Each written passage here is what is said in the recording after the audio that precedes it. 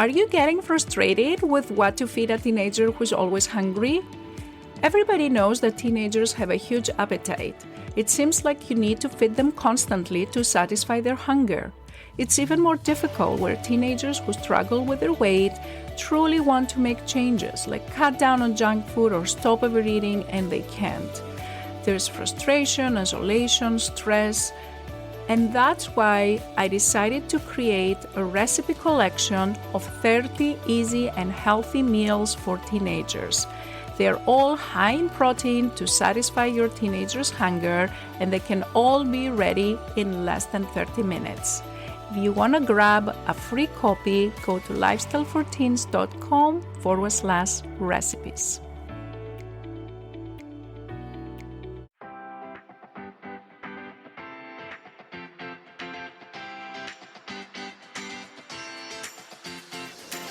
This is the Lifestyle and Weight Loss for Teens podcast. If you're a mom and want to help your child who is struggling to lose weight, you are in the right place. If you are looking for healthy lifestyle tips, Dr. Gourgari is here to help you understand the science around safe weight loss in teens and children. Because what works for adult weight loss is not always the best for children. This podcast is for educational purposes only. Dr. Gourgari does not provide medical, psychological, or nutrition therapy advice. You should not use this information to diagnose or treat any health problems without consulting your own medical practitioner. And now, your host, Dr. Jenny Gourgari. Hello, welcome to another episode of the Lifestyle and Weight Loss for Teens podcast. This is Dr. Jenny Gourgari, and in today's episode, I will dive into a topic in regards to spending time on social media and the internet, and what is this effect on adolescent girls' weight satisfaction and drive for thinness. I have talked a lot about the recommendations for social media use, which by American Academy of Pediatrics and the American Obesity Society is less than 2 hours per day. And part of this is exposure to social media has a negative emotional effect and also can have a negative effect on how teenagers feel about their body.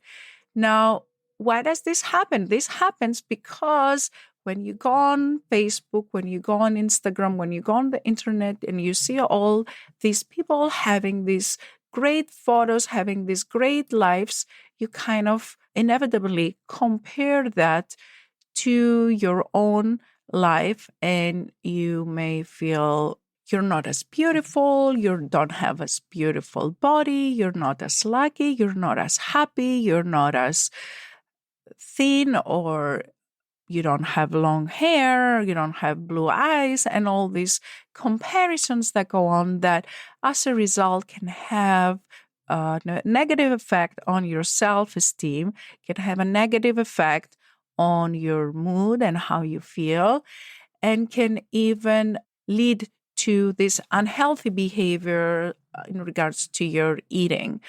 So this is a very big topic, and I'm just going to present one small part of that social media effect. And in particular, this was a study that was done a few years ago, but I think it is still relevant. It was published in 2010. The actual title of this manuscript is The Internet and Adolescent Girls' Weight Satisfaction and Drive for Thinness. This was a very interesting study. It was done in Australia. Leading author is Marika Tigeman. And what they did is they asked teenager girls between the ages of 13 to 18 years of age. They asked them how long and how much time they spent on the internet, what kind of pages they view and all that. And back then, as I said, in 2010, I assume Facebook was just not as big as it is today. So maybe some of this effect, if anything, are underrepresented compared to what's going on in 2023. So they ask them to say how much time they spent on the internet. And at the same time, they ask them to fill out questionnaires that assess their impression of what is their weight satisfaction. So for example, they would tell them, I think I have a good body. What is your scale, from a scale from 1 to 5? How would you rate that sentence? Similar questions like that. So they would try to understand how satisfied they were with their weight. They would also ask them questionnaire to understand whether they wanted to be thinner. So, for example, they would ask them that I am preoccupied with a desire to be thinner, and similar questions from a scale from 1 to 6. How do you feel about that? They would also ask them questions about how they feel about comparing themselves to other people. Like, for example, in social situations, I feel that I compare my body with how other bodies look like, and similar to that.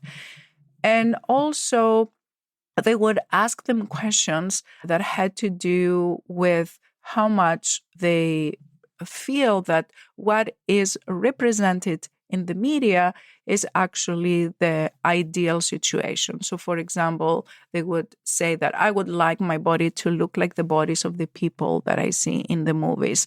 So, whatever they are seeing on the internet or on the movies or in the social media, they want that because they think this is the ideal situation. They feel this is the ideal image, and then they want that. So once they put all that data together, they wanted to see whether there is a relationship between the time they were spending on the internet and also how they felt about their body weight and their body satisfaction and the ideals that they had. So they total was a 156 Australian female high school students. So the average age was 14.9 years of age.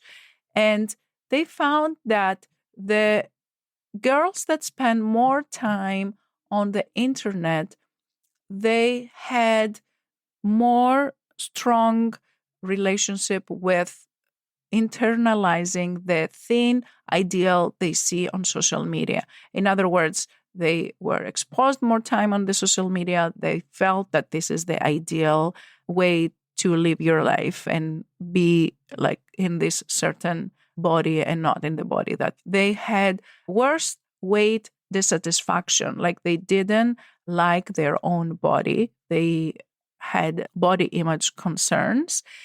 And they also had more comparison. They had more the tendency to compare their lives with the lives that they were seeing on the internet, on Facebook and on the Google and all those things. Now, they did not have all the details of like how much time they spent on each page and all that, but they did get a good sense of having more exposure on the internet can give you more body weight dissatisfaction, can give you more drive to want to be thinner like the people you see on the internet. And those effects, the researchers felt that they were driven because they were comparing themselves to what they were seeing. So if you see somebody on Facebook or on Instagram and you just admire them without comparing that to yourself, that may not necessarily be a bad problem, like that may not be an issue. But if you see someone who is very different than where you are, and instead of admiring them for their uniqueness, because we all come in different shapes, in different sizes, in different colors, and beauty is not in one size and one color and one length of hair or one color of eyes and all this. Like beauty is multidimensional. And if you can accept that and see that, then this is great. But if you spend time on social media and you just compare yourself and you want to be what you see there, and this is what happens very frequently with especially teenagers. I mean, it happens with adults too, but teenagers are more susceptible to these influences. Then they can have all these negative effects on this body image issue. So one of the main reasons that I keep talking again and again about the limiting social media exposure, or be more careful where you are spending your time and how are you using the information you see on social media in your daily life. How does that affect you? Is because I know that it can have all these negative effects. So I know it is not easy to stop being on social media. You can just, it's not easy. Well, it's the fact that it's not easy doesn't mean it cannot happen. And also when we say limit social media, we don't say don't ever go on Facebook, don't ever go on Instagram. And even a small decrease can have a positive effect. Like, for example, if you're now spending 5 hours and 6 hours, which I know I hear it all the time from the families that I work with, that they spend a lot of time on social media.